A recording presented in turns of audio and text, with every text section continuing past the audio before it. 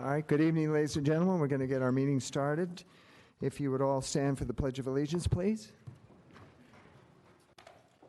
Repeat after me. I pledge allegiance to the flag of the United States of America and to the republic for which it stands, one nation, under God, indivisible, with liberty and justice for all.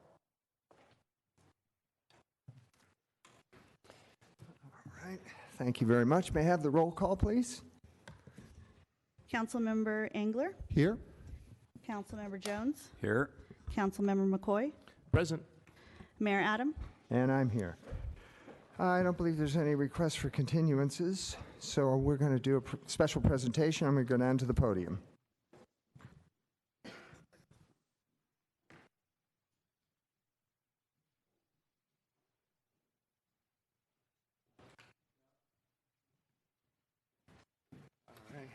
Where do you want me to stay? Right next to me. And I'm going to welcome this evening Colleen Briner Schmidt, and she is representing the Unified Association of Conejo Teachers. And this is kind of a special occasion because I believe it's the 116th birthday of Theodore Geisel, otherwise known as Dr. Seuss. It is indeed. Yes. And unbeknownst to me, Dr. Seuss wrote 60 books and won the Pulitzer Prize for Green Eggs and Ham. That's quite an accomplishment. But as I understand it, you use his birthday, which is March 2nd, to designate that day as Read Across America Day, which I think is great. And the Conejo Valley Unified School District and the United Association of Conejo Teachers co-sponsors the event, and it promotes reading and literacy amongst your students. So tell us a little bit more about the programs that you have planned. Thank you. Certainly. Good evening. I'm Colleen Briner Schmidt, a transitional kindergarten teacher, and I am president of the Unified Association of Conejo Teachers. I want to thank you at the city for all that you do for the children of the Conejo Valley Unified School District. I personally am especially grateful for the spectacular libraries that you have provided for our community. And tonight I'd like each one of you to do something personal. I'd like you to do it with me. I would like you to commit to take a half hour on March 2nd, or actually any time that week, to read with a child. On March 2nd, for many of our schools, they are actually celebrating the entire week, the National Education Association, the California Teachers Association, and UACT are sponsoring a celebration of reading that we call NEA's Read Across America. Our goal is to have every child and every school reading with a caring adult for at least 30 minutes that day. Research has proved that children who read and are read to daily do better in school. A child's ability to read has a direct effect on their future success. Reading with your child helps increase their vocabulary and improves their fluency and comprehension. Excuse me. Part of developing a lifelong love of reading is also giving children books with characters who represent them and have different experiences from them. In our diverse and complex society, students need books that provide both windows and mirrors if we're going to create more readers, more writers, and people who feel included and recognized, and who understand that the world is far richer than just their experiences alone. What is better than to snuggle in a lap and explore a book together? We have some noble company in this effort. Our partners nationally are the International Reading Association, the National PTA, First Book, PBS, and We Need Diverse Books, among others. All have recognized the benefit of giving all children access to diverse books. And we'd like you to join us in endorsing the Read Across America program and to personally commit to reading on March 2nd at a school near you or to a special child in your life. Mr. Mayor, I ask that you and the other City Council members explore the possibility of joining our goal of having every child in every school in our community reading with a caring adult and to celebrate the joy of reading, whether it's a beloved classic or something new and exciting. I personally am a Pete the Cat fan. We encourage you to spread the joy of reading. As a teacher, I ask everyone to participate in this worthwhile cause, whether it's donating books to the local library or one of the many libraries that you see sprouting up around town, or encouraging your own children to pick up a book and read. Everyone can do something on March 2nd. So help us celebrate a nation of diverse readers and commit to engage in programs and activities that make America's children the best readers in the world. And again, thank you for our libraries. Thank you very much, Colleen. Reading is absolutely essential to success in life, and it opened up great gateways to the world. I'm so happy that you're doing this. I'd like to present this proclamation to you in honor of the Read Across America Day. And again, I thank you so much for helping our kids, like you said, become the best readers in America. Thank you. Thank you very much. Thank you.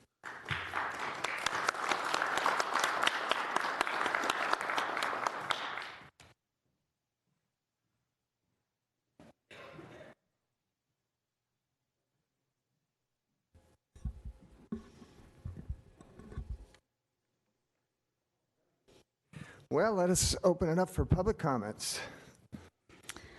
This is the time and place for public comments. A speaker card is available for those wishing to address the City Council regarding items on the agenda or on a subject within the city's jurisdiction. Speakers for a public hearing item shall be called and heard during the public hearing. All remarks should be addressed to the council as a whole, and all documents for City Council and the official record should be presented to the city clerk prior to speaking. Speakers are requested to state their name and community of residence for the record. Under state law, public comment matters may not be considered by the council unless listed on the agenda, but may be referred to the city manager for administrative follow-up. 3 individuals have presented cards, and pursuant to City Council standards, speakers are allowed 3 minutes. The yellow light displays when you have 1 minute remaining. Thank you very much. And if you'd please state your name and city residence. First up, we have Chase Rashid, followed by Dan Garcia.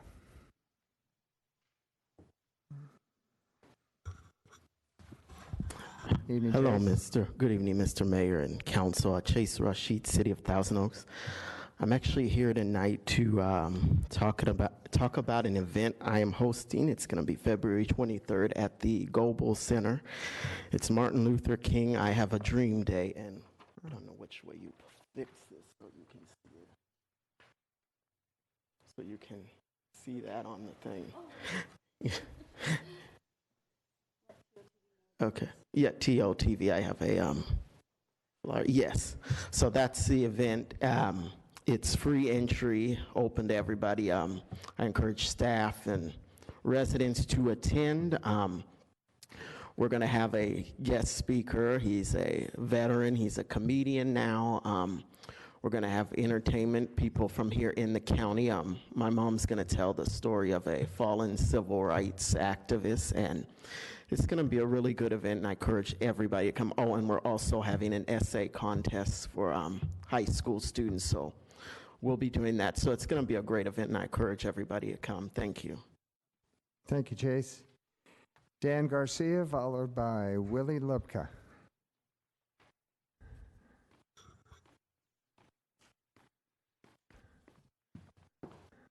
Evening. Good evening, Mayor Adam and councils and City Council. My name is Dan Garcia. I'm with the Greater Conejo Valley Chamber of Commerce as the Manager of Government Affairs and Tourism, and I'm here to give a report on behalf of the Chamber. So as you know, the 2020 census, it will be coming on April 1st, 2020 this year, and as you may also know, this census is very important for the allocation of federal funds into our communities, and I'm here to report that the Chamber will be taking an active role in promoting the 2020 census in our newsletters, which has a reach of over 3,000 people, and our groups that are within the Chamber, such as our committees and our networking groups.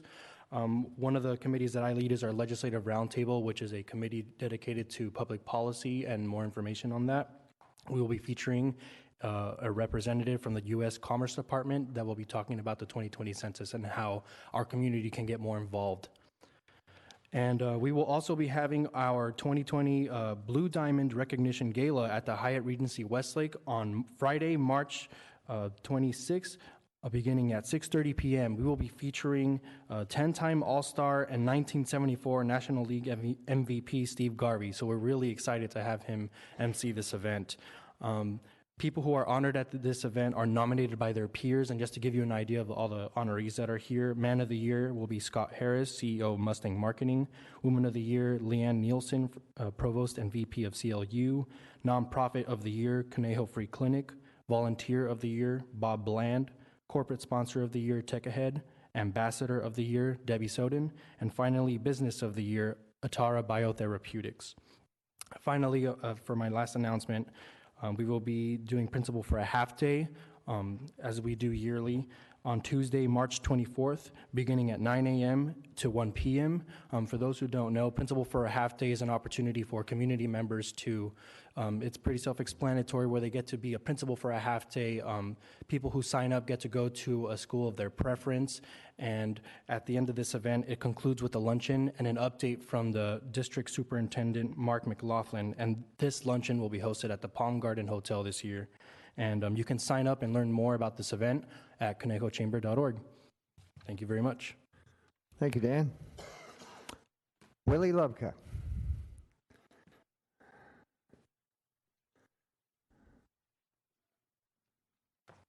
Evening, Mr. Lubka. Good evening, Mayor Adam and council members. My name is Willie Lubka. I live in Thousand Oaks.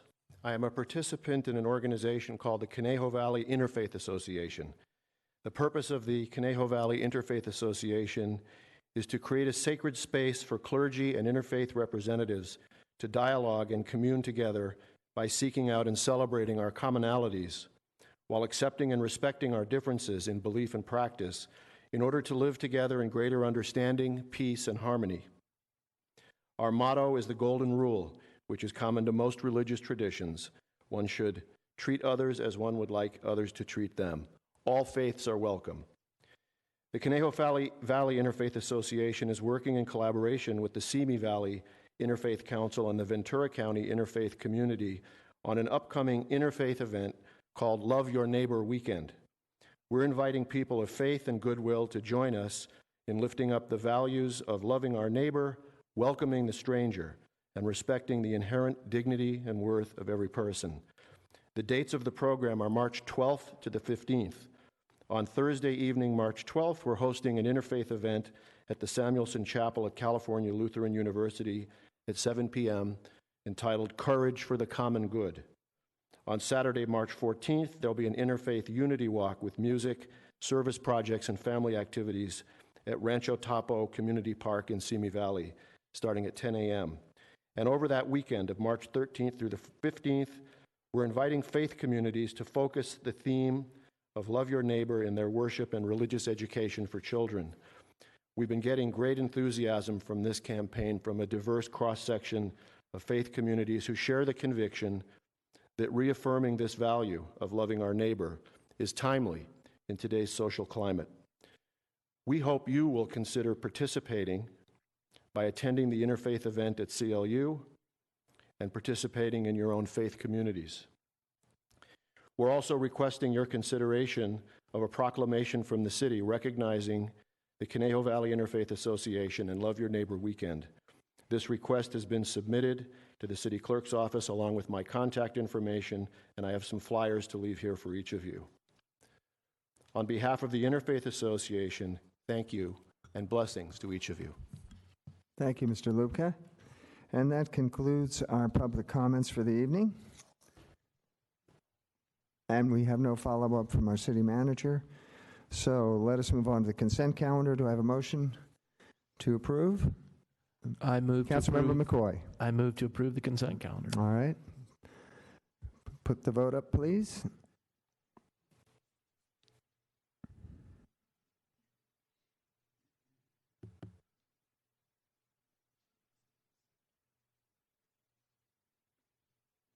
Here we are.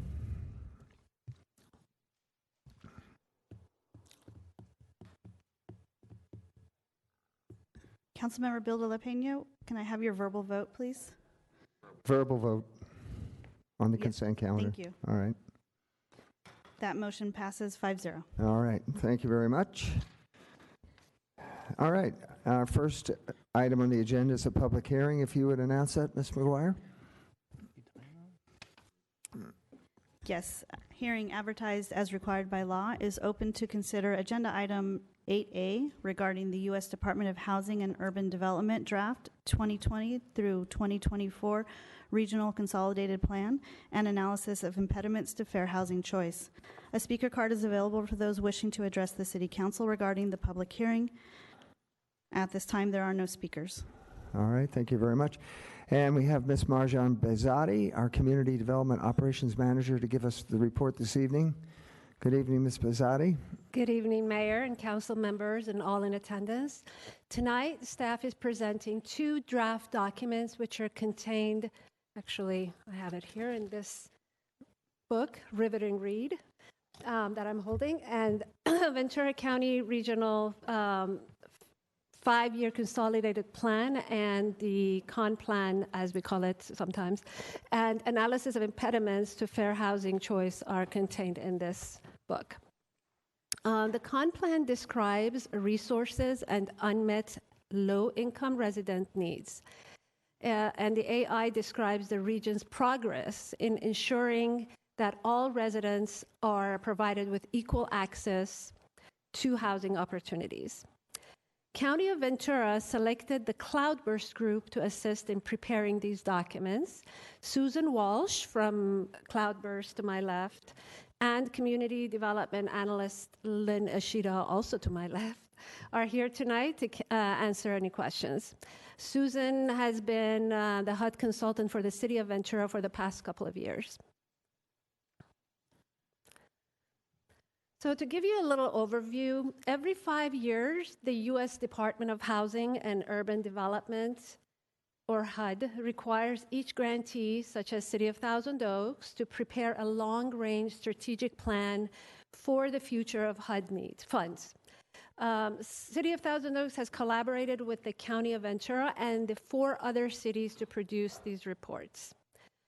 The overarching purpose of tonight's hearing is to receive input on local priorities for HUD funding over the next 5 years and on recommendations regarding how to deal with the impediments on fair housing choice. No action is required tonight by council. The draft con plan and AI are a product of Cloudburst collecting and analyzing data and community needs and market housing conditions throughout the county. Community participation was a key component in developing these documents.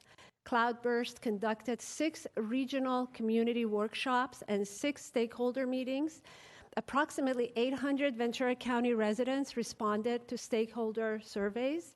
And Cloudburst also conducted 3 regional focus group meetings on housing, community services, and homelessness. So the first document, which is the con plan, is a 5-year framework developed to identify local needs for federal funds. It creates accountability for HUD expenditures and fosters consistency among grantees. So the collaboration produced an overview of the regional housing needs and service-related resources. The con plan has 3 main parts: 1, needs assessment, market analysis, and strategic plan, which I will discuss in the following slides. It's projected that $46.6 million for HUD-funded programs will be coming to the Ventura County region in the next 5 years. In the first and second parts, which are the needs assessment and market analysis reports, the con plan talks about 15 priorities across the county, priority needs rather. It should be noted that the collaboration with other local governments will not constrain each grantee's ability to independently decide how future CDBG funds will be used. For Thousand Oaks, 7 priorities are considered high and 8 considered low priority. On this slide, please notice the 7 high priority needs for Thousand Oaks based on public input.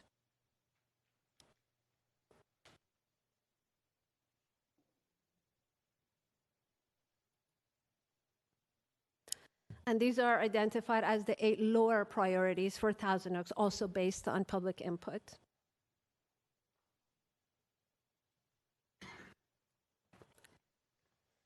So from the 15 regional priority needs, these 6 regional goals were established. Jurisdictions are not obligated to fund all needs, but goals 1, 3, 4, and 6, which are highlighted and underlined, are of particular importance to Thousand Oaks.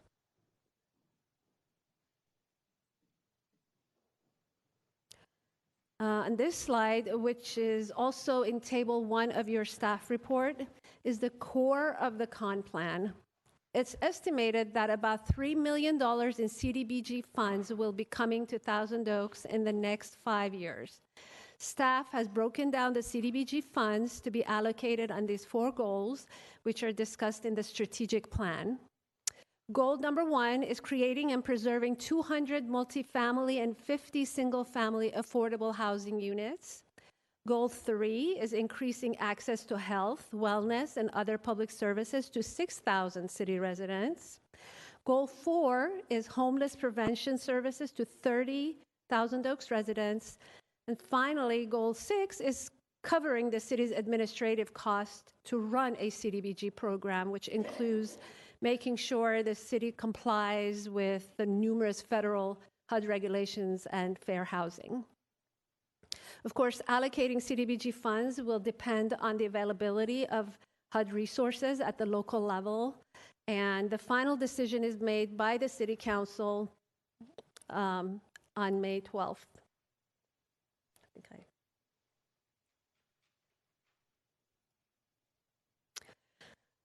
The second document, the Analysis of Impediment to Fair Housing Choice, or AI, is another HUD-required report that is conducted every 5 years. The intent of this report is to help HUD grantees foster an environment where equal access to housing opportunities is treated as a fundamental right. The AI report analyzes conditions in the private market and the public sector that may limit the range of housing choices or hinder a person's access to housing.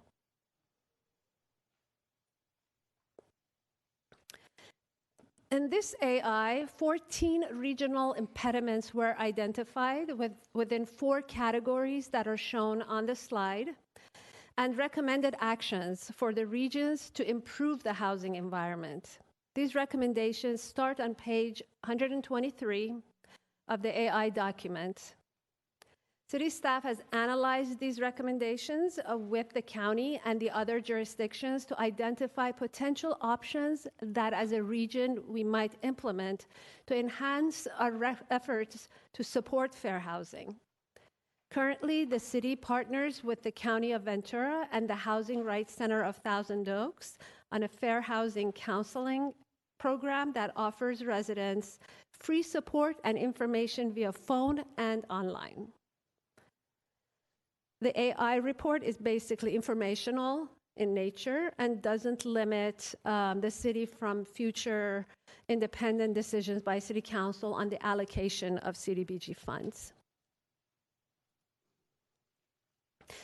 Now I'm going to talk about a little bit about the public review and the timeline associated with these documents. From now until April 24th, the draft documents will be available for public review at the County of Ventura and at all 10 city halls at the county, in the county.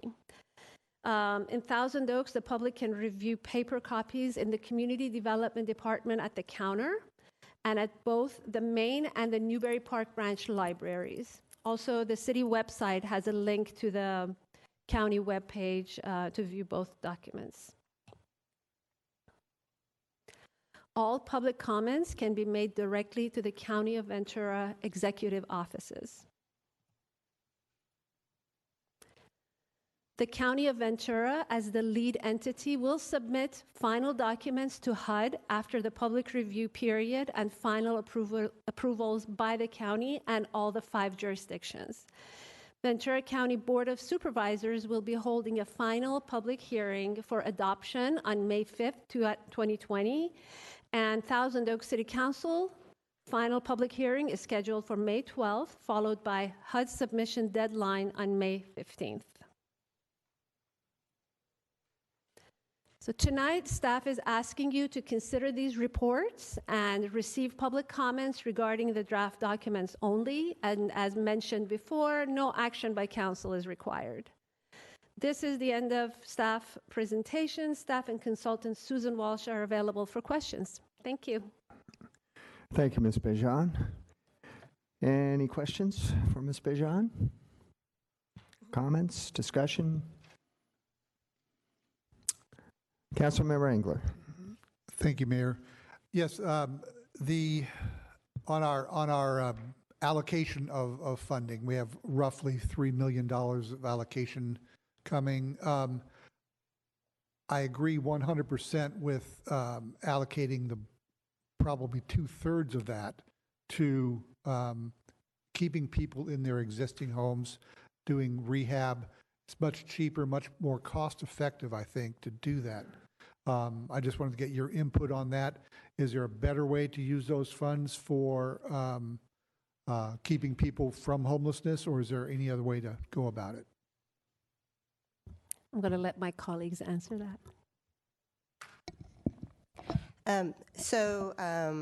We are focusing for the next 5 years on housing rehabilitation with CDBG funds. CDBG funds can be kind of complicated in all the federal regulations, and the federal funds used for the multifamily units gets us a lot of units for the dollars that are spent specifically at the site. And so we're focusing on single family and multifamily. And these are all to low-income Thousand Oaks tenants. Are you able to bring some of those funds to some of the nonprofits that are involved? One that jumps into mind is the Habitat for Humanity, some of those well-established nonprofits. So for the past several years, we have funded with CDBG funds to Habitat for Humanity on the mobile home parks and to the SAFE for the mobile home park rehab. We also funded with many mansions and the Area Housing Authority for the multifamily units. And just an aside, I noticed as I was reading through the document in the problem areas, I noticed that Thousand Oaks, we had HUD come in and do some spot checks on housing, and unlike one of our neighboring county cities, Thousand Oaks was 100% compliant, which is very good. I'm happy to announce that to everybody, that our renters, our people who are renting to our citizens, are following the law, which is great.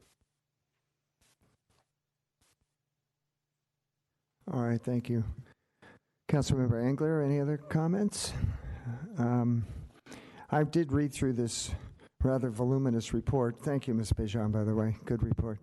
And, of course, as you say, it'll come back to us in May. This is just a draft.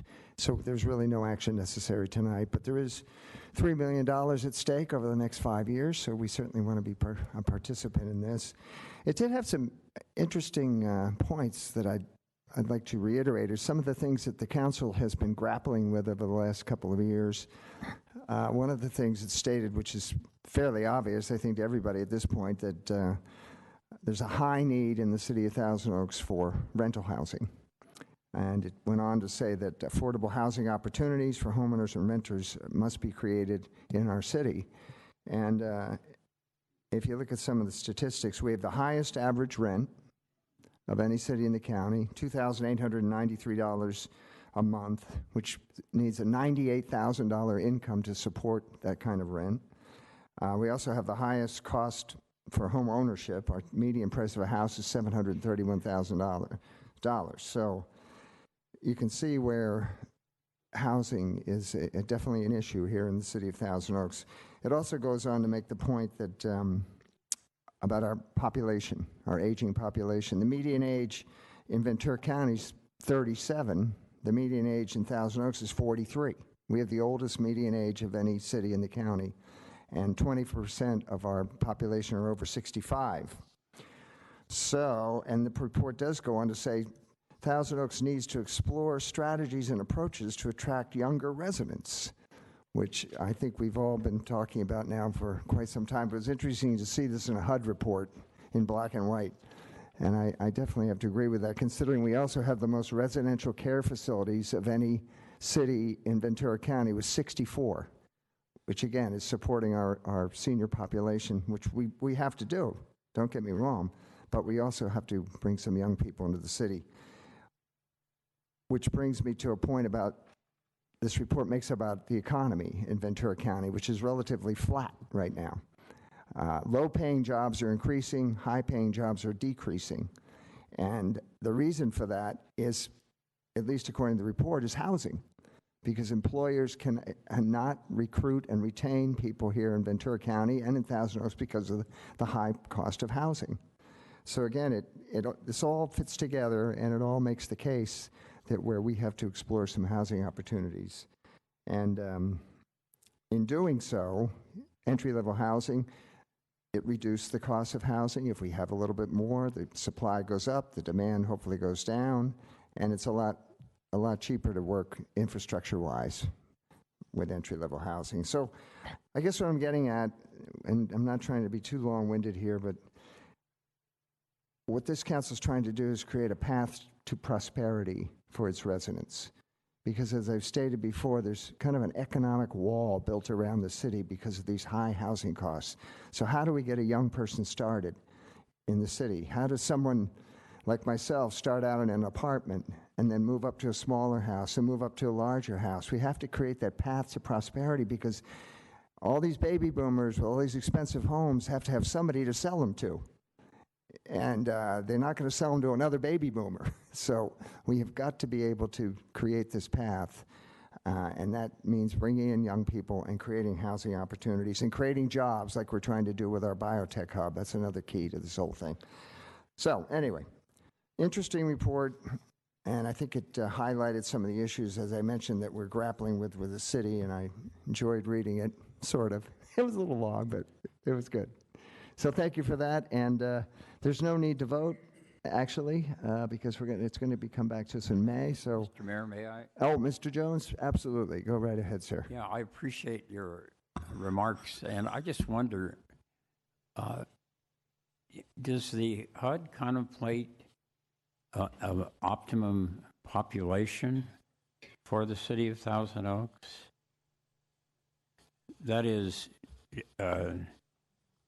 in creating the affordable housing, if we're able to do that, does it anticipate that, if necessary, older housing would have to be eliminated and new apartments put in their place? What I'm getting at is, do they foresee that we should have a higher population, or does this have any implication for the total population of Thousand Oaks?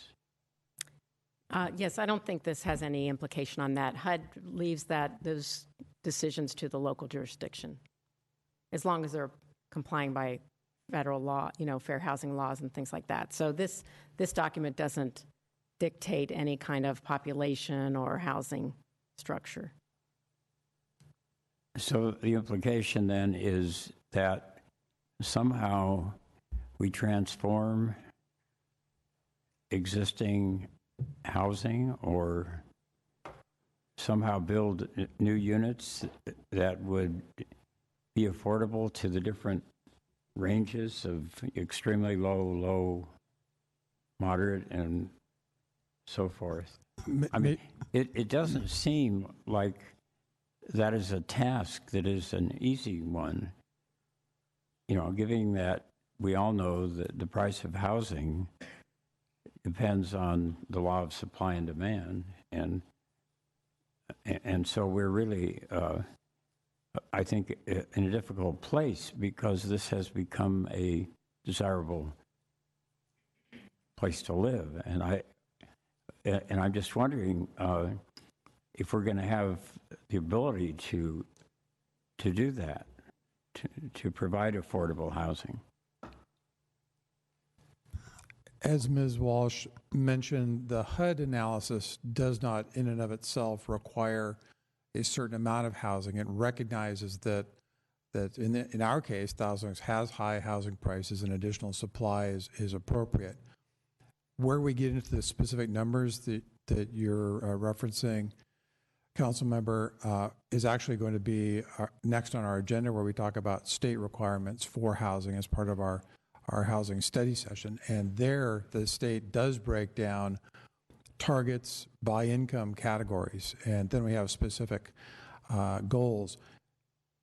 And I won't go too far down this track, but how we provide those units in a broad sense is really up to the jurisdiction, whether it's greenfield development or it's redevelopment of existing sites at a higher density. Yeah, well, I just would wind up by saying I appreciate HUD's goals here, and I think a lot of us share those goals of trying to get new young people that can afford to live here. I do think our ability is limited in doing that, but I think it's a noble endeavor. Thank you.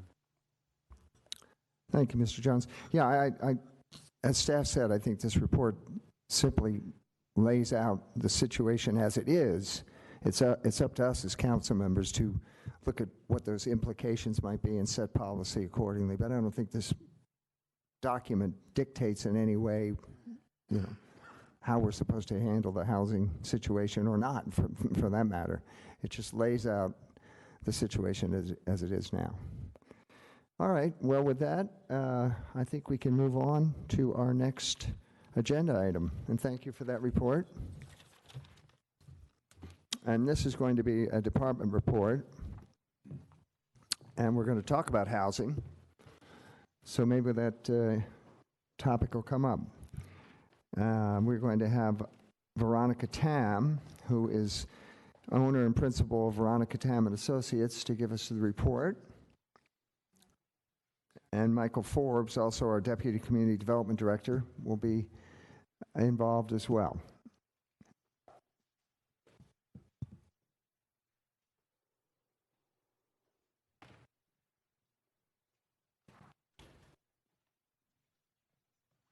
Evening to you both. Thank you. Good evening, Mayor and City Council. Throughout the general plan update process, we will be bringing to the City Council study sessions to talk about issues that are relevant to where we are in the update process at any point in time. So as you pointed out, the topic that we're bringing forward this evening is housing. This was one of the primary topics that we heard brought up throughout the public outreach that we've conducted so far on the general plan update, and it will be one of the key issues that the community and the council tackles going forward through the update process. So we're hoping that tonight's presentation and conversation can serve as the foundation for the City Council as we consider housing issues going forward. Tonight we have with us our consultant who will be preparing our housing element portion of the general plan update, Veronica Tam. She's a recognized expert throughout the state in housing issues, and we're very fortunate to have her with us and to have her on our general plan team. So with that, I will hand it over to Ms. Tam. Okay, great, thank you. A lot of the statistics the mayor just cited earlier actually are very relevant to the presentation tonight. What I'd like to do tonight is to give you an overview of the state of housing in the city of Thousand Oaks, and also how it relates to the housing element update, and also some of the policy directions from the state regarding mouse is not. Oh. Mouse is hard to. Oh, it's over. Ah. That one. There we go. But it's not Showing it actually on this one. Oh, okay. Okay. So how do I? Just use the. I will just do the page. Okay, great. Thank you. Okay, there. This is what's on the screen.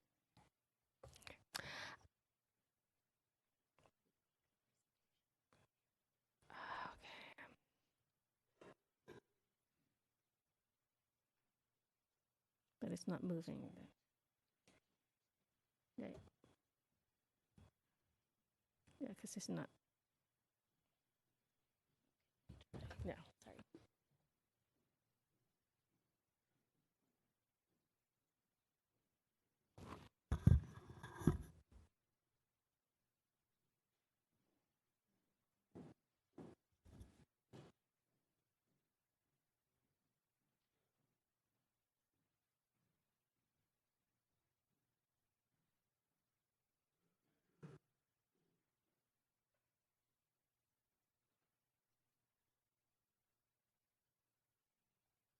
We are working on our PowerPoint, which we shall have momentarily.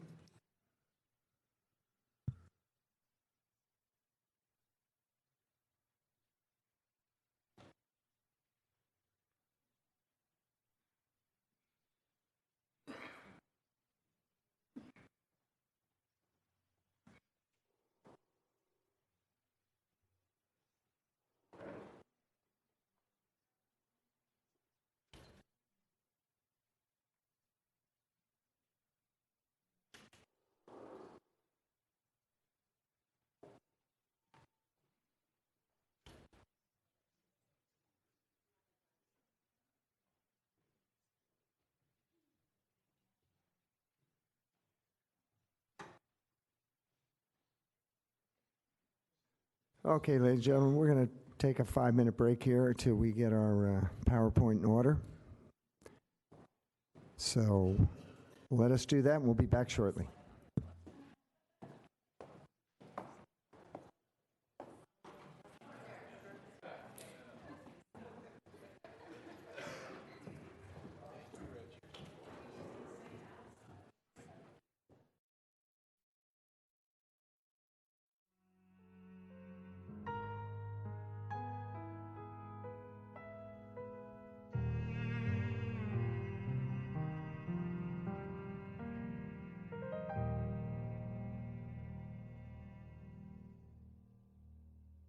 Is it going to be okay?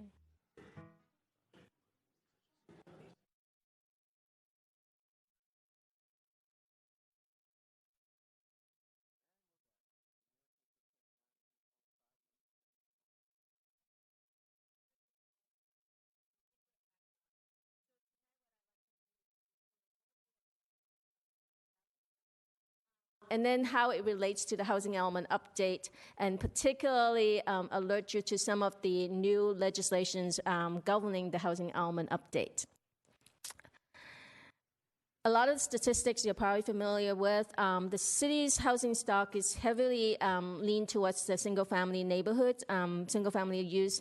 About 78-79% of your housing units currently in your housing stock are single-family attached or detached units. The rest of them are multifamily units. In terms of housing growth, in between 2000 and 2010, the city is probably like a moderate growth amount some of your communities in Ventura County. But in the last 10 years or so, the city has become a relatively small, has seen relatively limited growth, only 1.2%. Between 2010 to 2019. That's part of the reason why we are seeing a shortage of housing recently, and then the high cost of housing.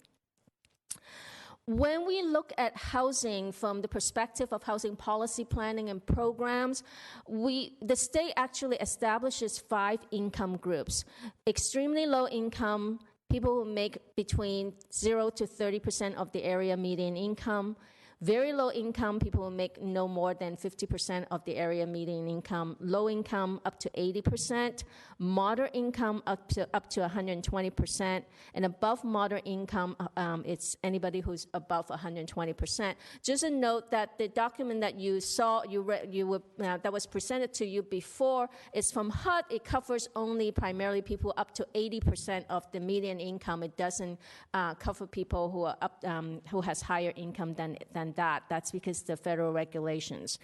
Another income group that we usually like to look at is the missing middle, the workforce housing, people who are have good jobs but still have issues finding housing. Those are typically people we looked at households who make up to 150% of the county median income. We call them middle income. In some other counties, maybe in Northern California, this can go all the way up to 180% and still considered to be an income group that needs some attention in terms of the housing needs.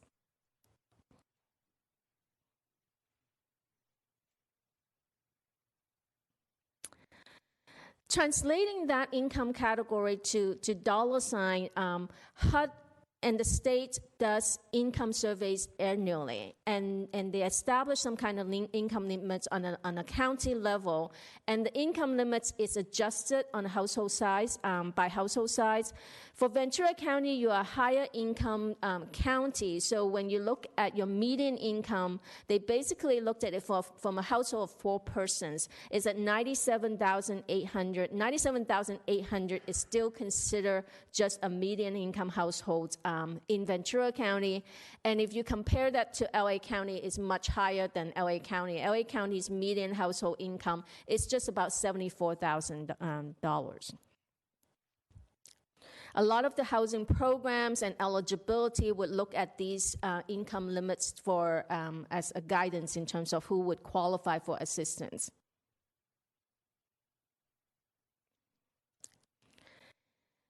And looking at your income distribution, the majority of this data is actually from HUD and is related to the document that you were presented earlier. The majority of your households are people who make moderate or above income. About 70% of your population makes, they are not considered lower income. That is, again, a higher percentage than Ventura County as a whole, because you are a higher income community as a whole compared to the rest of Ventura County. A lot of times when you look at household income and their housing choices, they're limited particularly for very low, and extremely low income households, then primarily limited to rental housing. If you look at the income distribution by tenure, extremely low income, the majority of them are renters. So the percentage of home ownership increases as the income increases. A lot of the people who are owners in the extremely low and low income households are actually those who are seniors who've lived in this community for a long time. They own a house that they're rich in asset, but they're limited in income. And those are also a lot of the seniors who have issues with maintaining the homes, maybe needing assistance with housing rehabilitation because they have limited income. They're rich in asset, but may be limited in income. When we look at the median home price in the city of Thousand Oaks, your home prices have somehow gone down a little bit over the last couple of years, but it's still among the highest in Ventura County. Currently, November 19, the median home price was $719,000. Now, looking at your rent, it is high, just about. For a 2-bedroom apartment, you're looking at an average rent of about 2,300 units. And there are not a whole lot of single-family homes that are small that are available for rent. A lot of the larger single-family homes are primarily 3 and 4 bedrooms, and they are at least $3,200 dollars a month in rents. When you compare the housing cost with how much people make, this chart shows you that in order to afford a $2,200, that's like a 2-bedroom apartment in Thousand Oaks, you have to make $106,000. That is higher than the median household income in Thousand Oaks. So you can be making the median income in Thousand Oaks, but cannot afford a 2-bedroom apartment in Thousand Oaks. Now, if you want to buy a home that is $730,000, that's actually the current price of the home, you have to make $144,000. Majority of the people who are teachers firefighters and even civil engineers, they're not making that type of income. And when you look at people who are low income, who are like licensed nurses, we're not talking about registered nurses, but like healthcare technicians, they're not making anywhere near $144,000 a year in order to afford home ownership in the city of Thousand Oaks. Just out of curiosity, I looked at some of the new construction homes that are available for sale. The majority of them average about $1.5 to $1.6 million. And in order to afford that, you would need $315,000 of income annually. And pretty much you will need to have an attorney and a physician in that kind of household in order to be able to afford a brand new home that's being built and offered in Thousand Oaks today. And just also to make a comparison, a lot of the college grads, if they just have a college degree, they're probably making an average about $40,000, nowhere near what they would need to be able to live among families or near the parents if they want to stay in Thousand Oaks. They would not be able to afford to rent in Thousand Oaks. Having said that, we also want to look at something called cost burden. How high the cost of housing is relative to income, how much people can afford to spend on housing. Typically, we look at, from a housing policy planning standpoint, we're looking at 30 to 35% of your household income to spend on housing. If you spend within that, you're spending an affordable housing cost. But if you're spending more than that, your housing cost is considered burdening. A lot of times when we go to a mortgage lender, they would use 38 to 40%. That is really even above what is considered affordable housing, but typically that's what a lender would use, 40% of your income. If you look at, based on the extremely low income, very low and moderate income households in your community, particularly vulnerable are the extremely low and very low income households. These people are spending more than 30% of their income on housing. So anything that happens to the income in the event of a loss of income, loss of employment, or an unexpected expenses such as healthcare, it would render these people at risk of becoming homeless.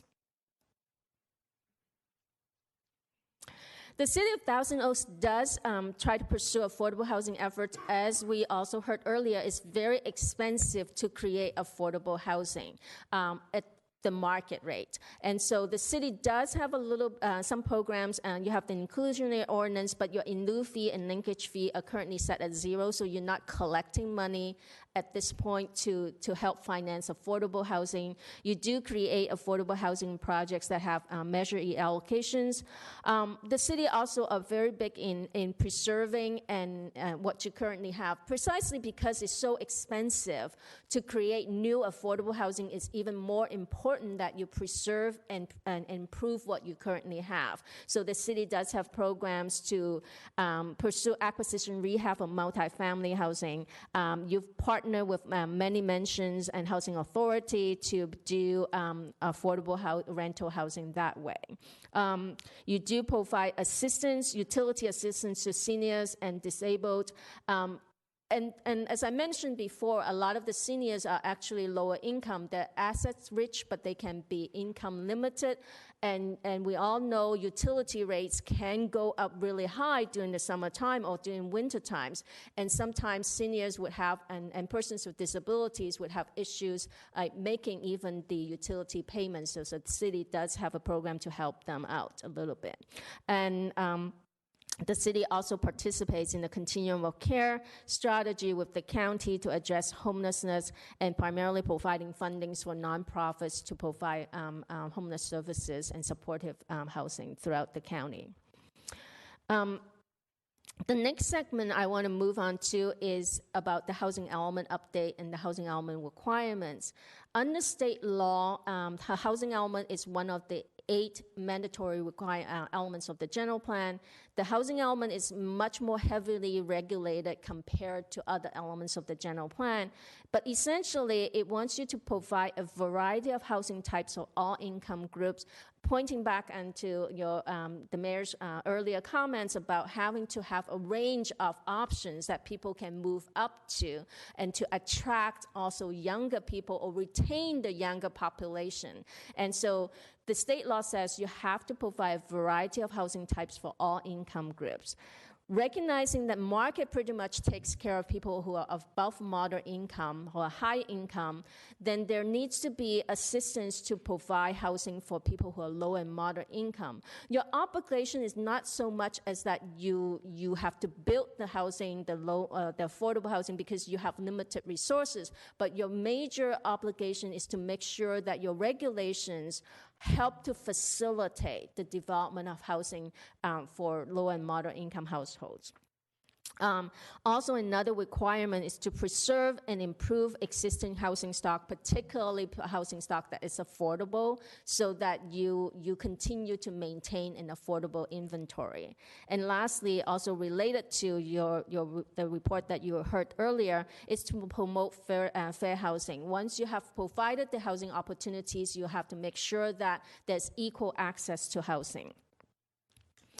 A key component of the housing element is the concept of regional housing needs allocation. This is the amount of growth that each jurisdiction is responsible for pursuant to state law.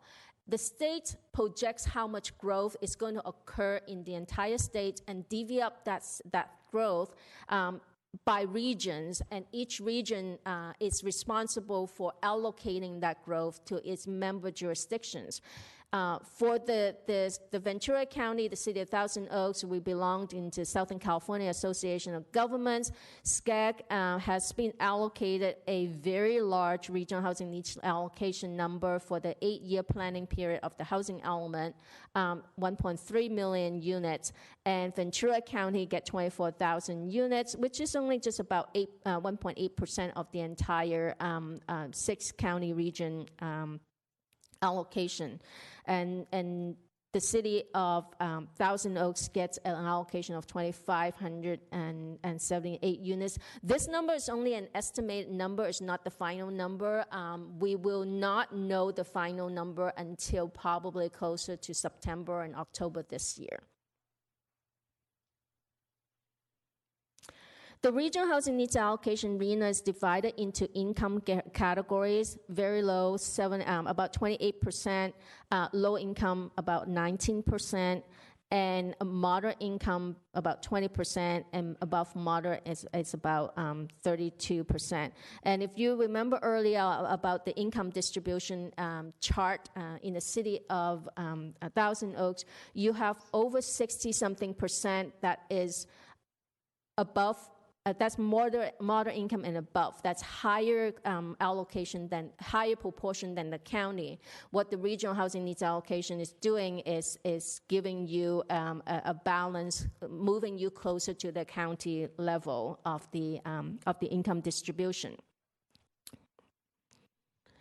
What the regional housing needs allocation means is that as a jurisdiction, you must plan for the allocation of the number of units per RHNA, that you must have sites with adequate capacity and development standards and appropriate zoning in order to facilitate and encourage those units.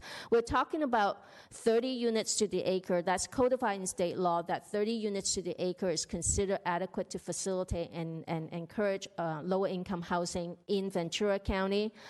Based on your RHNA allocation, at the estimated RHNA allocation, you're talking about 1,208 units that are lower income. What we need to do in the housing element is identify vacant and underutilized properties with near-term development potential that can potentially facilitate and accommodate these housing units. Again, the city's obligation is not that you will build the units, you cannot function as a developer, but you need to make sure that your development process, your fees, your regulations are not constraining to housing development. Looking at your current general plan land use distribution, again, the majority of your residential land is zoned for low density and very low density.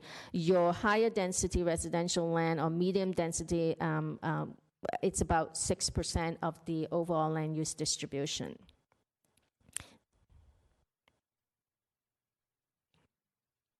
So as part of the housing element, in order to meet the housing element law, and also in order to, and more importantly, to meet your local housing needs, is to make sure that you provide a variety of housing types, a diverse housing stock, that you can attract young professionals, young families, in order to have them coming to the community.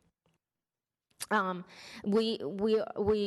lot of the younger families are looking for housing types and amenities that may not be the large estate homes. They cannot afford those. So what would be the appropriate? Probably apartments, condos, townhomes. They may be more appropriate for some of the younger family to live in. It also allows seniors to downsize. A lot of seniors would not be able to afford or have the physical ability to maintain a very large home. So having the ability to move down to a smaller home would be advantageous or attractive to a lot of seniors to be able to age in place. We also want to be able to recruit employers or employees to the community and make sure that residents can live and work in Thousand Oaks. The next couple of slides kind of go over some of the key policy direction from Sacramento in terms of governing housing production. The major direction is to make sure that jurisdictions remove constraints to development. Again, your application is not necessarily to build them, but you have to remove constraints to development, such as reducing fees, relaxing development standards, or making development standards objective, streamlining the processing of affordable housing and particularly housing in general, and again, having objective standards for site plan and design reviews. Expanding housing options is another policy direction. We have a lot of laws, bills recently dealing with accessory dwelling units, making sure that your community can accommodate that housing type, supportive housing for persons with disabilities, housing for the homeless, and expanding the density bonus in order to encourage 100% affordable housing projects in jurisdictions. The housing element, it's different from the rest of the general plan in that it is probably the most frequently litigated element of the general plan, but it also requires the review of a state agency for compliance with state law. No other elements of the general plan has that kind of review. The State Housing and Community Development Department, HCD, does the monitoring and review of housing element. With recent changes to state law, it gives them more power to monitor non-compliant jurisdictions and report them to the Attorney General for litigation. If you are in fact, in a lawsuit situation and the court finds the city's housing element out of compliance, you can be fined up to $100,000 per month until you resolve the situation. The city of Huntington Beach is the first jurisdiction sued by the state based on new changes in state law, AB 72. But there have been a lot of other communities that are sued by nonprofits as well. The other consequence of not having an eligible housing, compliant housing element is eligibility for state funds. One really big one is SB2 grants. That functions as a block grant. You automatically qualifies for the funding if you have a compliant housing element. As long as you apply for it, you will get the funding if you have a compliant housing element. In the first round, the city received $310,000. It will continue on an annual basis. That funding will continue to be available. Housing trust funds and Cal Home funds, a lot of these fundings use housing element compliance as an eligibility or as a criteria for the ranking system. And so with that, I conclude my presentation. I'll be happy to answer any questions you may have. Well, thank you very much, Ms. Tam. Any Really quick. Mr. Bowers would like to make a comment. Just really quickly for the council and the community's benefit, thank you, Ms. Tam, for the great presentation. The purposes, as we mentioned at the outset of this item tonight, was to help set the stage for the council. We're in the process of a very significant general plan update, and there will be decisions moving forward as we move through this year that will become increasingly complex. And we felt it was important to have a discussion tonight on the broader issue of housing in order to give the council an opportunity to ask questions and get answers from one of the leading experts in the state. Thank you, Mr. Powers. If I may, I would like to. I'll be right with you, Mr. Jones. I just wanted to make a comment. I appreciate your presentation very much, especially what you said about a variety of housing, a diverse housing stock. And considering the fact that our city is almost 50% single-family homes in low-density lots, and the other 45% is open space. And as this chart shows, we only have 0.8%, less than 1% of developable land here in the city. This ability to create diversity and variety in housing is in my mind, essential. And I think you make a very good point about young people and seniors. Young people, to get started and to get, to have a stepping stone, they need this variety of housing. They need an apartment or a condo to get established in a city, and it seems to me that that's particular stock is what we're lacking here in the city of Thousand Oaks, and all the statistics point to that. It worked 50 years ago when houses were $25,000, $30,000 a piece. That was entry-level housing, but it's not anymore because those same houses are now $750,000 a piece. So it seems to me that the writing is on the wall as far as attracting young people. And you made a good point about seniors, too. Seniors living in these big homes with pools and big lots and a lot of maintenance, they want to downsize. And they need a diversity in housing to be able to do that as well. But, of course, they're going to have someone to sell those homes to, which could be a problem down the road.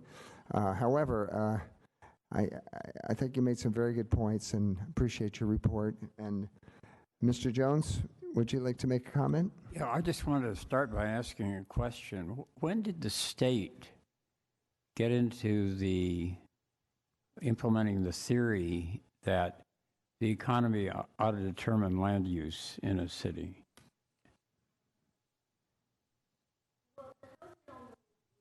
Has been in place since the 1980s, but it does recognize that the city has no control over the market.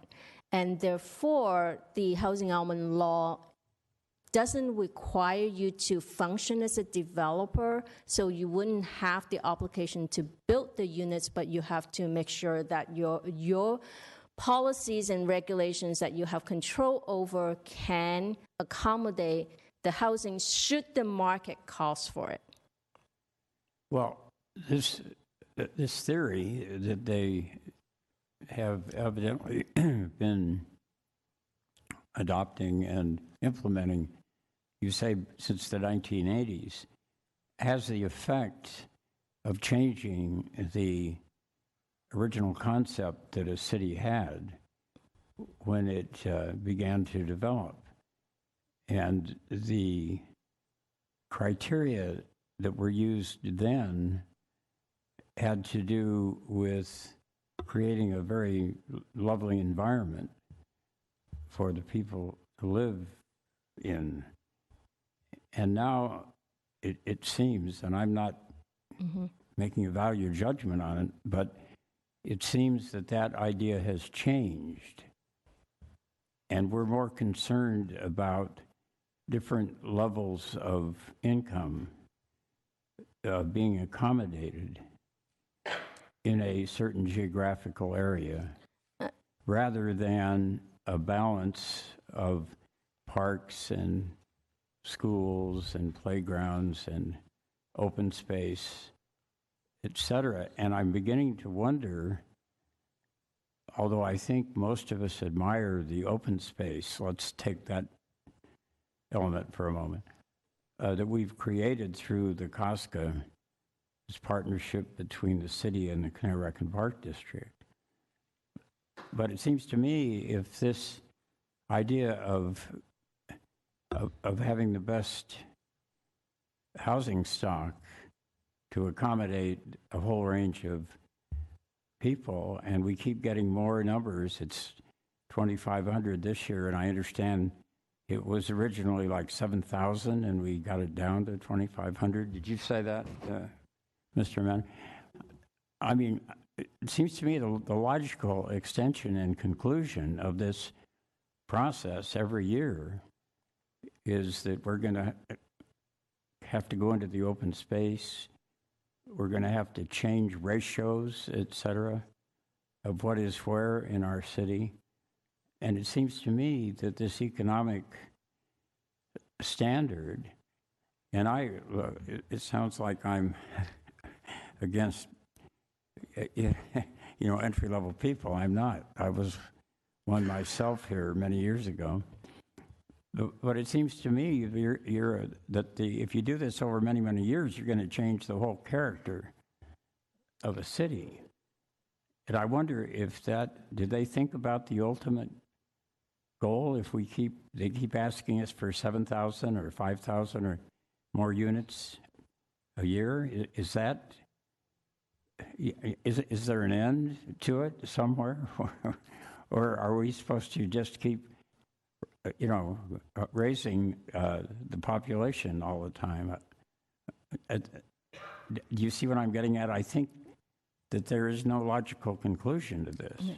Well, I think one thing is the state has changed. The state of California, the character of the state has changed.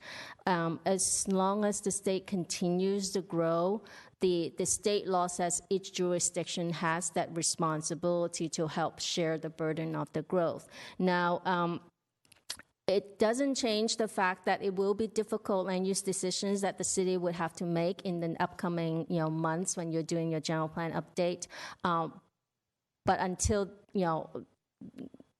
there is a different a change in state law, this is the time of the framework that we will be working with.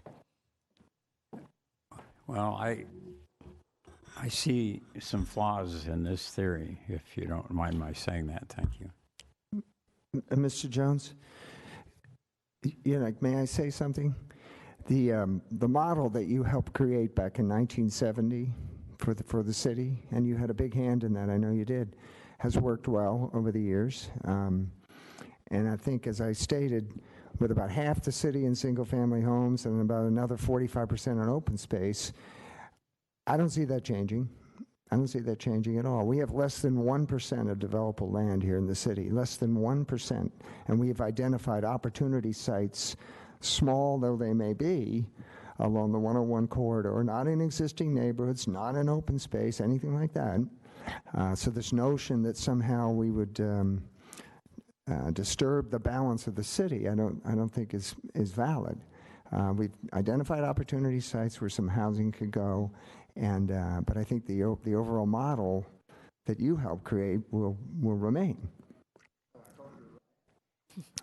Well, it's not whether it's land that's available, and if you look at the chart that was presented to us tonight, 0.8% of developable land left in the city. That's a very, very small portion. That's not North Ranch. That's not Lynn Ranch. That's not First Neighborhood. That's not Lang Ranch. That's not Dos Vientos. Those are all established neighborhoods. That's not our 15,000 acres of open space surrounding the city. That's very small, what I'll call opportunity sites along the 101 corridor. So, like I said, I think this notion of somehow disrupting the balance that you helped create 50 years ago is just not going to play out. But I just don't understand, since we were originally going to be asked to create 7,000 units this year, and somehow we got it down to 2,500. Yeah, I think that's what the state ultimately... Year after year after year, I mean, what are we talking about, the ultimate population? of Thousand Oaks, and what implication does that have for traffic? You know, cars. Well, these are all issues we'll have to tackle, but I can tell you we're the slowest growing city in Ventura County. We have the lowest population per square mile of any city in Ventura County, and we're 55 square miles in our city. And as I said, just not to be repetitive, but the developable land that we have is so small that, I don't think it's going to affect that balance that you just talked about. What you say is very logical, and I hope that works out. But as long as Sacramento is deciding these things, what is to prevent them from saying, well, we think you need 10,000 more people or 20,000, the open space, is not inviolate. What you create, you can uncreate. And I would agree with it, but I'm just worried about the long-term environment. Sure, I understand. But I haven't seen anything out of Sacramento that would dictate to us that we are to start invading our open space or anything like that. Well, as I say, I hope you're right. Mr. Powers, like just to comment. One quick point, because I heard a couple times a number mentioned. It's important. The regional housing needs assessment number that will be finalized this fall. We anticipate ours being around 2,600 units. That's over an 8-year cycle. And so it's just important to remember these are not annual requirements in terms of those numbers. And so when you equate it out, it's roughly 300, 350 units of housing per year over that period. Yeah, and by any measure, we've been an extremely slow growth city. I think staff recently reported over the last 5 years we've built, 400 units, I think? About 80 units a year we've averaged, which is by no means, I would call any kind of fast growth. But be that as it may, let me get to Councilmember Engler.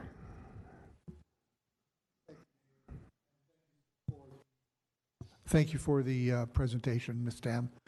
A couple of questions, I think, kind of technical questions. In your presentation, you talked about we're required to find sites that will sustain appropriate density and also have development standards. Can you go a little more into that description as the law states? As an urban community, it's an urbanized community in Ventura County, the state law essentially established a threshold of 30 units to the acre as being a density that is adequate to facilitate and encourage housing for lower income households. So if your land use designation can cover, let's say, from 20 to 30 units to the acre, that zoning district is considered to be adequate to facilitate and encourage. But then you also need to look at your development standards, your parking, your height limits, and your open space requirements. All these would have to work out so that development can occur within that kind of zoning district. And now that we have the zoning district, we need to identify sites that are either vacant or underutilized that could potentially have a project on there in the next 8 years. And that's what we need to do as part of the housing element to demonstrate that you have adequate sites for lower income for the RHNA. In terms of, this tags a little bit along with Councilmember Jones, in terms of our open space, we have thousands of acres of open space. Most of that has been transferred to another entity, COSCA. Mm-hmm. Does that protect that land, or is that seen as underutilized or vacant? And the state doesn't really dictate where you want to put the housing. So there is absolutely no requirement and no risk at all for the state to say that you need to utilize your open space to meet the regional housing needs allocation. How you can figure it out within your land use policy is entirely up to the jurisdiction. Thank you. Then a couple of other questions. SB 330 talks about a less intensive use. Is that down zoning if we were to down zone an area from, say, a multiple residence area to a single-family residence area? Is that the type of thing they're talking about? Right. If you're down zoning in one area, you need to up zone in another area to have a no net loss balance in your community, and that is a recent state law. Yes. Now, in AB 101, it talks about a by right use. If we designate an area, do we then relinquish some of our control over how that is developed, or is it a by right use that the AB 101 is going to have us go with? By right means by right in terms of use and density. It doesn't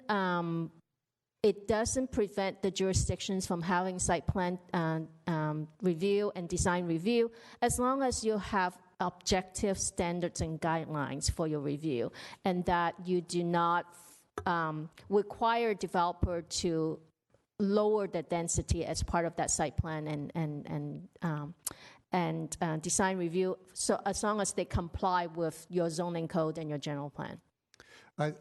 And maybe I'll editorialize a little bit.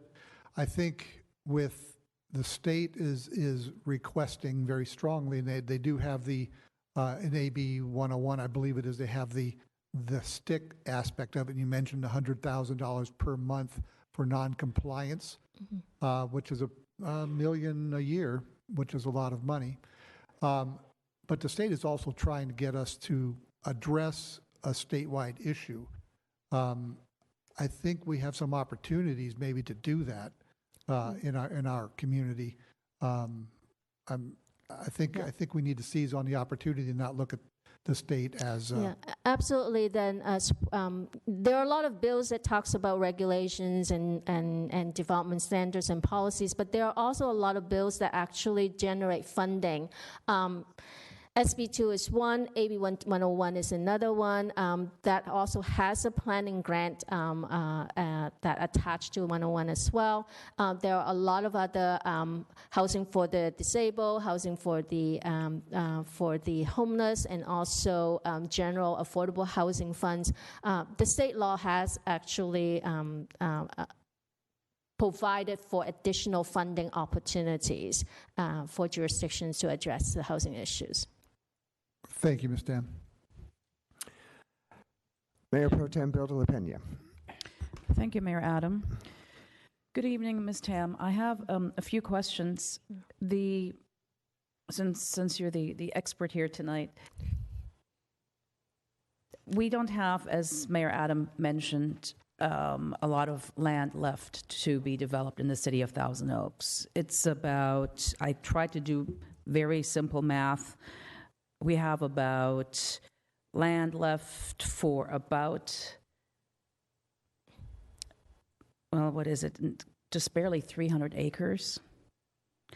If we're just very simplistic, not considering topography and other restrictions, that is really not a lot. And what happens with all of the restrictions now from Sacramento and the directions from Sacramento, once we have really covered everything there is to cover in Thousand Oaks with housing, what happens after that? When we are being told in the next housing cycle to add another few thousand units, yet we are not able to do that. Well, I don't necessarily want to predict what's going to happen the next cycle, because when we did this current cycle, the fifth cycle, we didn't know what happened with the next cycle. But on the other hand, if you have reached a certain point in terms of your housing and your maturity in your community, maybe at that point the overall growth in the state is going to slow down, and maybe there's a recession. So I can't really predict that how the state is going to dictate its policy. But if you look at the majority of the housing growth, with the 1.3 million units, only 1.8% went to Ventura County. The majority of the housing actually goes to the Inland Empire, to LA County, to Orange County. So it's recognizing the fact that Ventura County has its limitations in terms of its natural resources and land, and also the fact that you have not been the fastest growing community, and there are transportation issues, access issues. So I think, I can't predict what's going to happen with state law and what's going to happen with the economy and what's going to happen with how much growth is going to come to California. But if you look at the magnitude, you're only 1.8% of the overall region's growth. So that is a recognition in that regard. Well, it's good to hear that, but for us residents in Little Thousand Oaks and surrounded by our neighbors, it's a large number when we hear 2,500 units this cycle and then several thousand more down the road. So obviously we don't want to change the character of our city, and we can take it to the max, but there is a ceiling somewhere. And I'm just wondering how realistic it will be with policies, more bills in the coming down the pike, how realistic that it will be to oblige. Yeah, I think what the mayor mentioned earlier is an important consideration. Is look at where growth is appropriate in your community. There are areas that are opportunity sites, that are catalyst areas that can generate or create neighborhoods or little villages that are more appropriate housing types for the younger generation that don't like to drive to everything. They like to have walk to the coffee place. They can, there are opportunities within the city of Thousand Oaks to have these kind of villages or activity centers. I think that's something that we can look as part of the general plan that we should be looking at. What's going to happen at the state, I cannot predict, but within the framework that we're working with, there are opportunities within city that would respect the character of the community and yet provide opportunities for the younger generation. Thank you. And as I'm pondering this and looking at the numbers and available land, I'm wondering, is the city of Thousand Oaks better off just having concentrated density in certain areas, like the villages you mentioned, or do we keep buildings at 2 stories, no more than 3 stories, but spread it out throughout the city? I think I don't want to go into that direction because I think that kind of land use discussion involves a much bigger, a deeper discussion, and I don't want to, move ahead and talk about that without a bigger and deeper discussions. But how the community wants to do it is entirely up to you. What you feel is appropriate for the community is entirely up to you. So technically, as we're reaching out to our residents for input, for feedback, normally we hear they like to see a height limit, nothing excessive, nothing as tall as this building, for example. And so that is something that cities, not only like Thousand Oaks are taking into consideration. But with all of these demands coming from Sacramento and taking away local control, is that still something, height limits, that we cities can enforce? You can still enforce height limit, but you need to also respect the 30 units to the acre. Can you accommodate a building that has 30 units to the acre and all the development standards that you like to put in place? So it's like a jigsaw puzzle that you're going to have to work through as part of the general plan update. You can still have height limits, but it has to be feasible. And sometimes or oftentimes we'll have to accommodate the 35% density bonus. Correct. And that will lead to 4- and 5-story buildings. Not necessarily, but it depends on your development standards. Okay. All right, thank you. Councilmember Jones. Yeah, I do want to make a couple more remarks, but I wondered about your figure of 48,000. Is that the city or is that the entire Conejo Valley? 48,000 units, you said, dwelling units. Currently. But is that the city or is that the whole valley? My understanding that it's closer to 40,000 within the city limits, and that 48,000 might include Lynn Ranch, Casa Conejo, Rolling Oaks? No, that's based on the census boundaries of the city, the political boundaries for the city, I think. So it's not the whole Conejo Valley? The reason I ask is when we planned, the mayor made an allusion to the planning we did in the early 70s.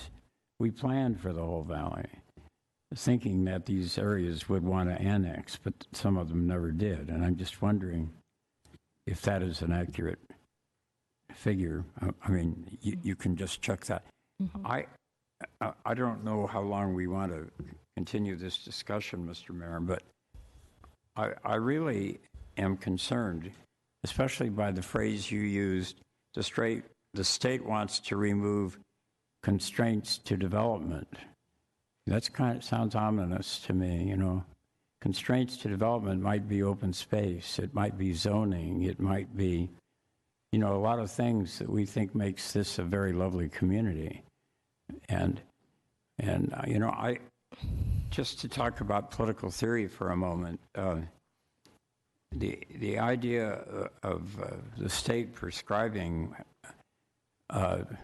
in some detail what cities can do is really a departure, in my opinion, from the whole theory of cities. We all know that cities and counties and special districts were not provided for in the United States Constitution.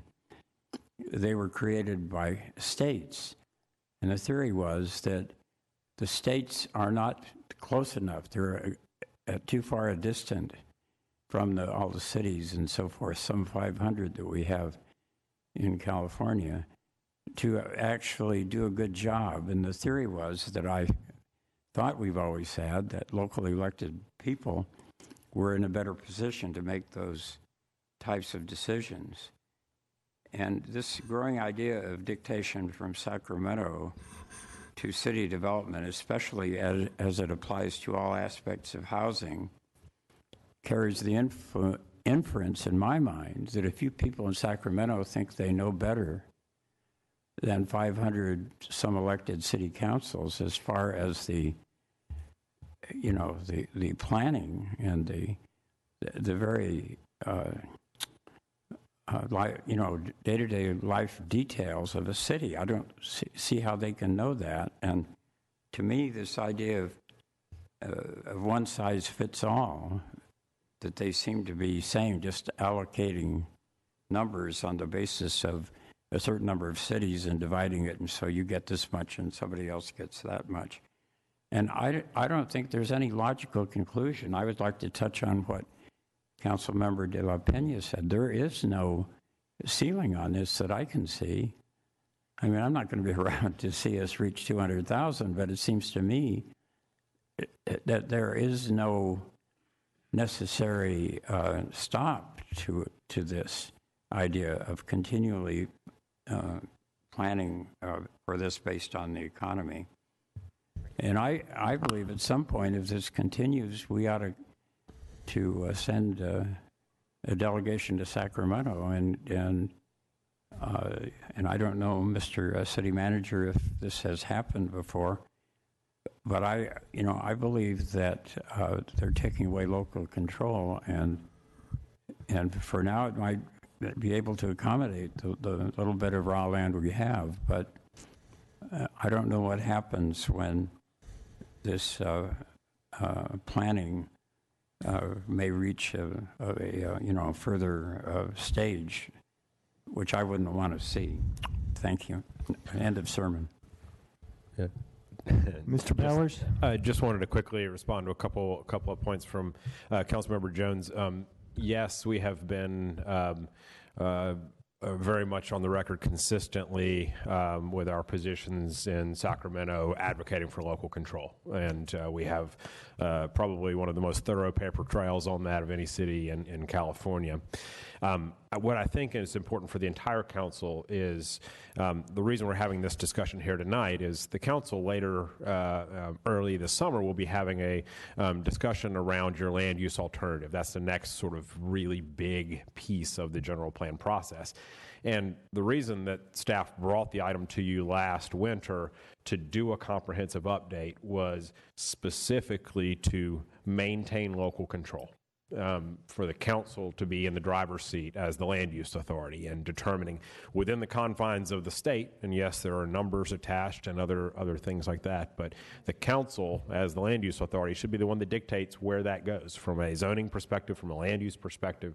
And so that's the dialogue that's been happening out in the community, but moreover, that's the question that's going to be in front of the council as you look at a map and you look at that unit count of 2,600 units. Where do you want to place that? And the council controls that. And, the one thing that we've talked about pretty consistently when we've heard from our outreach efforts, there's things that we all cherish and want to preserve, open space being chiefly among them. And the character of our single-family neighborhoods being high on that list as well. So the good news for the city council is you are in the driver's seat. That is the reason doing a comprehensive general plan update gives you the most power and tools to chart the community's course forward. Thank you, Mr. Power. Ms. Noonan? Thank you. I was actually going to talk a little bit about what Mr. Power said, but the only other thing I wanted to add is when we're talking about various housing cycles, every time we go through a housing cycle, we don't know where we're going to go from there. I think the last housing cycle, how many units were we allocated the last housing cycle, Mark? 200 and something. Yeah, it was 200 and something. So we really don't know what's going to happen the next housing cycle and so on and so forth. So that's something to consider at this point. Right now, we are working on a comprehensive general plan update that's going to last for at least 25, 30 years, if not more, given the fact that the one that we originally did wasn't touched for 50 years. We must meet our RHNA obligations. We must identify housing locations for at least this cycle. We're going to try to work on what we would predict as 3 cycles, which is almost a built-out type of a concept. But we really don't know what's going to happen, as Ms. Tam said, what the economy is going to dictate, population growth trends, and so on and so forth. So those are all going to factor into future housing cycles as well. Thank you, Ms. Noonan. And as Ms. Tam mentioned about opportunity sites, we do have some opportunity sites in Thousand Oaks. They run along the 101 corridor. They're not involved with single-family home neighborhoods, and those could potentially be developed and, as you said, respect the character of the city at the same time. So I appreciate that. Councilmember Engler. Thank you, Mayor. I was going to tag along a little bit with Ms. Noonan as well. The state is handing down some regulations that we need to work with. That's the cards we're dealt. I'm not going to worry too much and crystal ball too much what's happening 8 years from now, because I don't think anybody can crystal ball that. Could it continue to accelerate? Probably could, or it could go back to the 200 we had last time. I know that I think it's AB or Senate Bill 330. It has a sunset in 2025, as well as a couple of the other regulations that have been sent down to us, sunset out in 2025. So to try and crystal ball what's going to happen, I think is an exercise in futility right now. I think we need to play the cards that we're dealt right now, address our RHNA numbers, find those locations, and comply with the state so we can get our certification. Mayor Pro Tem. Yes, certainly we have to follow state law. There's nothing we can do about that at the moment. But to piggyback on what Councilmember Jones said, it was the cities, the smaller cities of the state of California, which prevented one of the most disastrous bills from becoming law, SB 50 by Scott Wiener. And we had to fight tooth and nail in order to stop that bill from getting passed. And that is, he's not giving up. The author of the bill is not giving up. And so while we have the chance to still maintain the little control that we have, we have to take the opportunity to identify opportunity sites, which we already have, and before it will become even worse.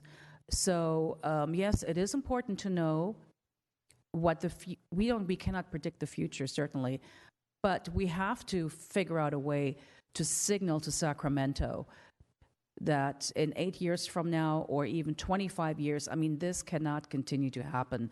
New York cannot build its way out of the housing problem. I mean, look at the density in the urban areas in the state of New York, and the rent is even higher. So to think that we can build and build and build and the problems will be solved is just really not making any sense to me. But certainly with what we have here tonight, you are looking for direction from the council, and certainly we will give that to you. Thank you.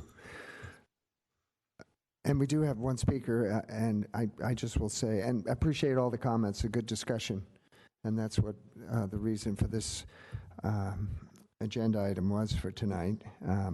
But I agree that locally speaking, I think that all cities, including Thousand Oaks, know what to build, when to build, and where to build better than the state of California. So I think we can work with that assumption, and I think we can work out something that's going to be satisfactory.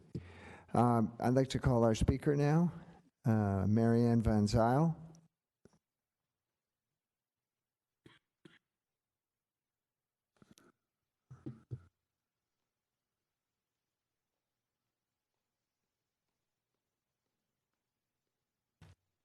Evening. Good evening. Thank you, Mayor Adams. My name is Marianne Van Zyl. I live in the Westlake Village portion of Thousand Oaks. I appreciate the time to make a public comment. Some of you may know that I work at City Hall. I'm speaking as a public citizen. I was able to walk to work today. I live near Triumph Park, and the reason why that's possible is because my husband and I bought our house 18 years ago. Our house value has doubled, but the salaries at City Hall have not. New teachers and new city employees, civil engineers, et cetera, police officers and firefighters cannot afford to live here. This contributes to our traffic problems, and it impacts the character of the city in that, as my husband and I, when we moved here, we wanted to be the victims of our own bureaucracy. As we said, we wanted to live where we worked.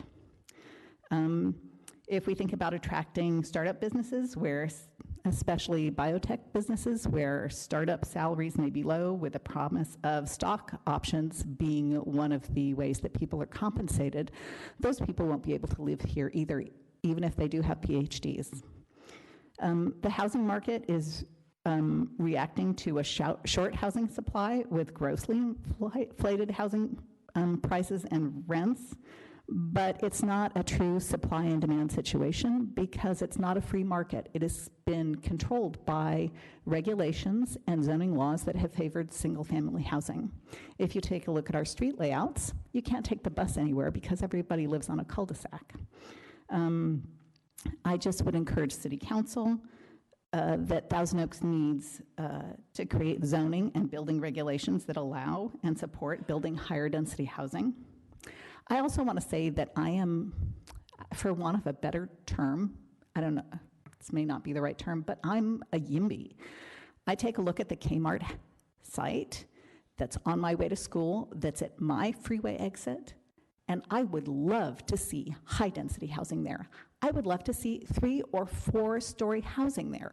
I would like to see as many people who work in the city live in the city. So if that ever comes up before City Council, you might get some of my neighbors who complain, but I'm going to stand here and say, yes, build that in my backyard. Thank you very much. Well, thank you, Ms. Van Zyl. Alrighty. Staff, did you have any other comments that you'd like to make? We're good? All right. I want to thank Ms. Tam and Mr. Forbes for their presentation this evening. And there's no vote necessary, but I think we had a very good discussion, and we'll continue this throughout the year as we continue to work on our general plan update.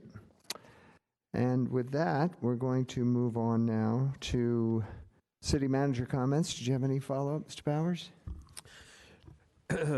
Just to let the city council know that our next meeting will be 2 weeks from tonight on the 25th of February.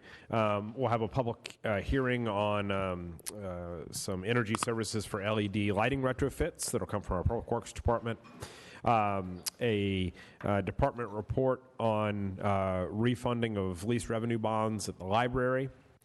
Our next consideration of the campus master plan, and the award of the Thousand Oaks Boulevard streetscape improvement efforts, along with our community enhancement grant awards.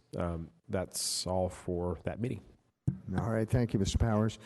And we don't have any closed sessions this evening, so we are going to adjourn this meeting tonight in the memory of a longtime champion for open space in the Conejo Valley, Julia Osborne Gurley.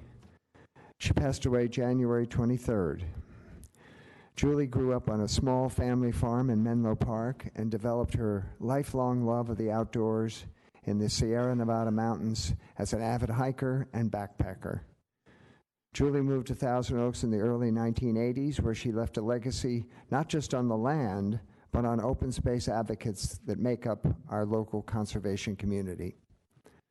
Soon after her retirement as a federal labor attorney, Julie was appointed to the Conejo Open Space Trails Advisory Committee and served as a board member of the Conejo Open Space Foundation as both secretary and president. Julie was deeply committed to habitat restoration, spending countless hours removing non-native plants, especially fennel, from the Costco open space. Her tenacity and leadership led to the eradication of fennel from the Wildwood Mesa, as well as near eradication on the Western Plateau. Julie worked tirelessly for Trails Education Days, recruiting volunteers, leading hikes, and doing whatever was needed to ensure that future generations have a connection to the outdoors. As Costco's trail network expanded, Julie saw a need for public participation in its care. She was instrumental in creating the Adopt a Trail volunteer program, which began in 2003, and today there are 52 trails adopted by individuals, families, and businesses. Julie was a special person who truly cared about people and led our community in volunteerism. She touched thousands of lives in her environmentalism and the preservation of our valuable open space and shared ecology. Her impacts on our community will be remembered.